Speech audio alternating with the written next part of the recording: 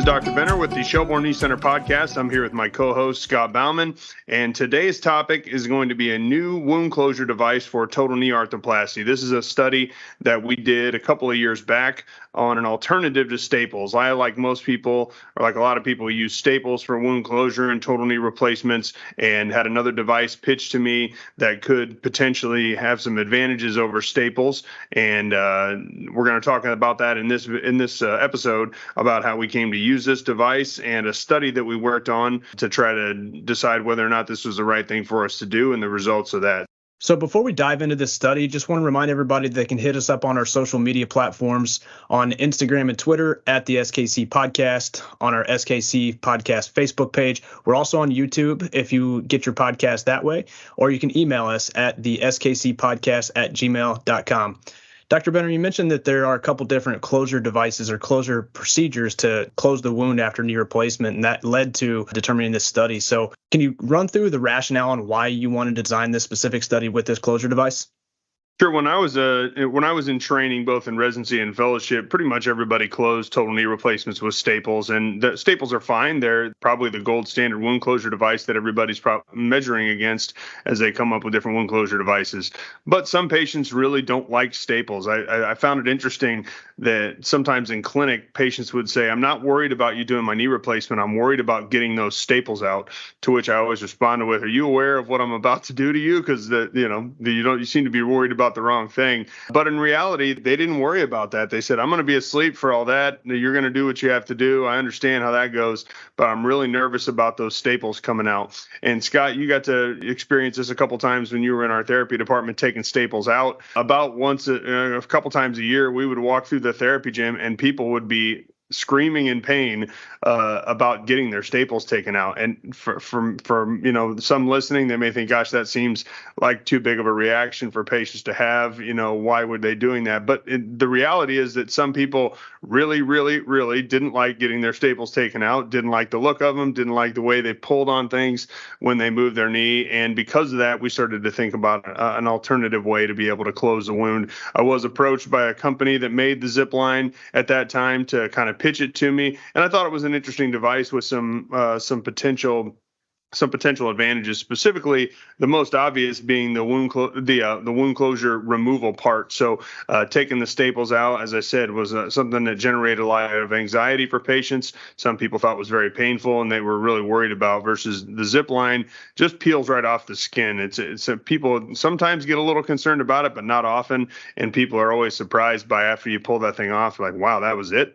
That's the whole thing?" And it's done. So that was one of the main ones. The second one was cosmesis.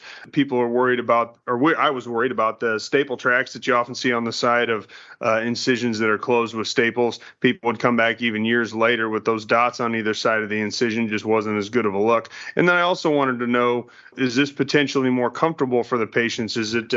Does it provide any kind of an advantage to the patients, functionally speaking, early on after surgery? So I started off in the same way that probably everybody does. I just tried it a few times just to see if I thought there was any benefits. And once I used it a few times and thought I did see the benefits that I thought I was going to see, then we wanted to put it to the test and do a study around it. Yeah, you had mentioned that I had the opportunity to take these out when I was working with patients, and I always found it fascinating on how scared people were. I mean, it was almost a borderline panic attack, even just talking about taking them out. I'd pull the staple remover out and move within a couple inches of their knee, and they'd say, "What are you doing?" And they say, "Well, I got to take these staples out." And, how are you going to do that? Well, this staple remover does it. And there was a lot of fear associated with that. So I can see the rationale for that. Yeah, and sometimes people, it ended up being not as big of a deal. Sometimes then you clip the staples out, we're like, "Oh, that wasn't so bad after all," et cetera. And, at first I had the same reaction a lot of people probably do, which was to be judgmental of it and, and sometimes even ridicule or laugh about it. But after a while, I had to think about it a little more seriously. Like it's a real problem. People really didn't like it, and as their caregivers, it was incumbent upon us to take that for what it was worth and try to do something about it. So once you decided to run with this study, what was your working hypothesis on which closure device you thought would have better cosmesis and better pain and those types of variables? Well, there are a couple other different ones, and some people just close with sutures and steri strips. Some people use other different kinds of wound closure devices. I don't want to get into a bunch of commercial entities that provide these, but there are a lot of things out there as an alternative to staples to try to help with wound closure. My specific one, the Zipline, we had a couple different hypotheses. One was, does it provide any kind of a pain control advantage? Is it less painful when they have the device on? Secondly, then, of course, is the device more painful or less painful to remove? And then, is there a cosmetic advantage? Does the wound look better? And do they potentially even have some better early functional parameters such as range of motion? So those are the kind of things we looked at, and we hypothesized in all of those parameters that the Zipline may provide an advantage to staples. So what was the methodology with this study? How did you set it up? Well, it's tough when you're designing a study about patients' subjective feelings about and pain associated with any kind of an intervention, because some people just regard pain in a different way than others. Some people regard a relatively small amount of stimulus as very painful, and some people may regard it as no pain at all. So the thing that we did to try to mitigate this was we did a bilateral total knee study where we took patients that had both knees done simultaneously, and we used the Zipline on one side and the staples on another side. So we remove that variable of how the patient reacts versus how a different patient reacts. The patient served as their own control. They had the control device on the other knee. So we thought that was a good way to try to eliminate variables that we could associated with this. We then, after the study was done, we looked at a lot of early and some later postoperative parameters. So one, we had them fill out a pain control survey, a Likert scale just to rate their pain at the incision site on each knee, and then compare it side to side. We then did that during the removal of the wound closure device, either taking the staples out or taking the Zipline off, and had them rate their pain associated with that as well. We then looked at range of motion. Is there a range of motion improvement in the first few weeks while they're wearing the device? And then later on, we actually had a panel of plastic surgeons look at the wounds afterwards, blinded to whether or not the patients had a Zipline or a staple, and rate the appearance of the scars in order for us to get an idea of whether the scars looked better or whether they had a different cosmetic outcome. And then we just simply asked the patients, which one do you prefer, to try to gauge patient preference. Those are all the things that we looked at to try to evaluate this. Now, before we get into the results of the study, can you describe exactly how the Zipline works for anybody that may not be familiar with this type of product? Sure. So the Zipline is an adhesive-based wound closure device. It's got adhesive strips on either side of the incision, and then it has little plastic zip tie looking things that pull those two adhesive strips together. The nice thing about it is there's nothing that actually pierces the skin, and there's nothing then that has to be taken out of the skin directly. It just has to be peeled off. It also theoretically takes the stress of the tension on the skin away from the actual edge of the skin. So instead of pulling directly on the edge of the skin with a staple or with a suture, it's pulling from outside the incision and compressing the skin edges together. So that's another just philosophical way that the device works, is to give an area in the middle where there's kind of an isolation zone away from stress, that the stress is more peripheral from the incision.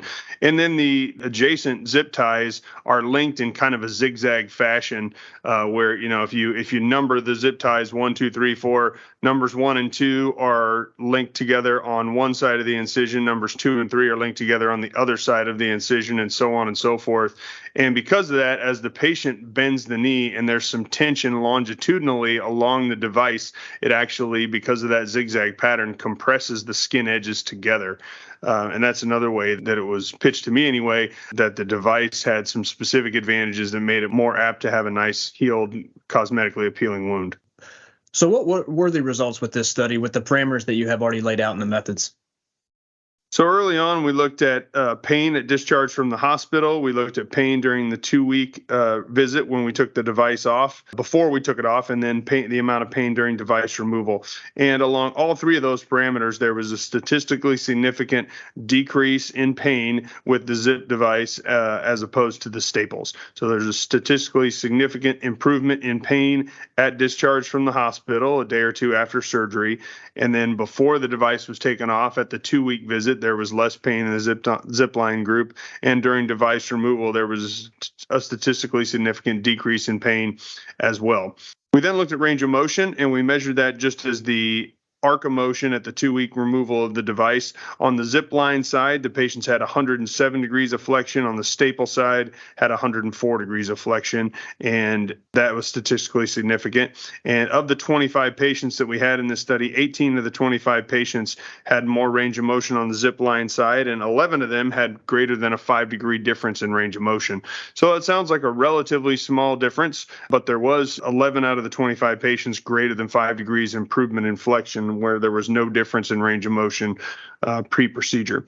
When it comes to the SCAR rating that we had by the patient and the surgeon, the patients rated their SCAR on a scale of 1 to 10 as a mean of 1.3 on the Zipline side and 2.7 on the staple side. So the patients rated their SCAR statistically significantly better on the Zipline side versus the staple side. And the surgeons also rated it better. That'd be me. 1.8 on the Zipline side, 3.3 on the staple side, statistically significant improvement.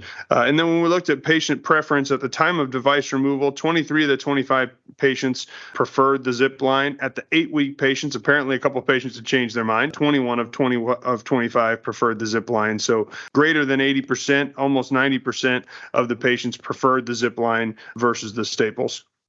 Those seem like pretty clear results on the comparison between the two closure devices. And maybe this is just my PT brain turning on, but the statistic that really stuck out to me was the 18 of 25 patients had more range of motion on the Zip side, and 11 had greater than 5-degree difference between the two knees.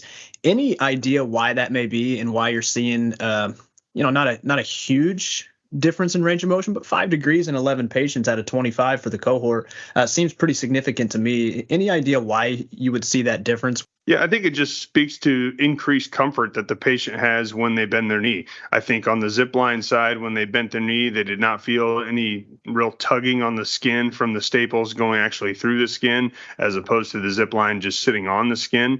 And I think because of that, they were able to push a little bit farther on the Zipline side as opposed to the staple side. So, does it change anything mechanically with the knee? Of course not. We know that. But it does potentially make the patient more comfortable while they're bending their knee in the early time period. And as we all know, whatever advantages we can get with regard to range of motion in the early time after surgery, it's definitely worth it. Now, taking all the variables that you looked at into account, what is your takeaway from this study? Is there any clinical relevance, or have you changed your practice in any way based on the findings of this study?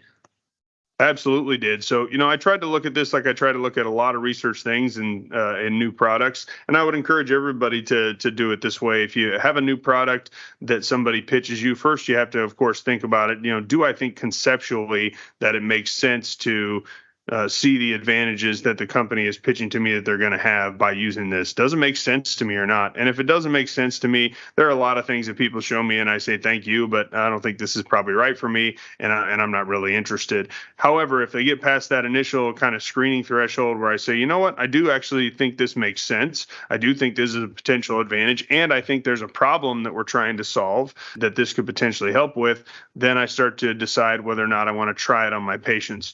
And in this case, I think I tried this like 10 or 12 times to see what the patients thought of it first. And I did get positive feedback from it. Rather than just change my practice, then I tried to put it to the test with data. And we did it in a randomized controlled trial, what we believe to be a level 1, pretty elegant study design to try to answer this question and really eliminate all other variables except for the one that we had, the Zipline versus the staples.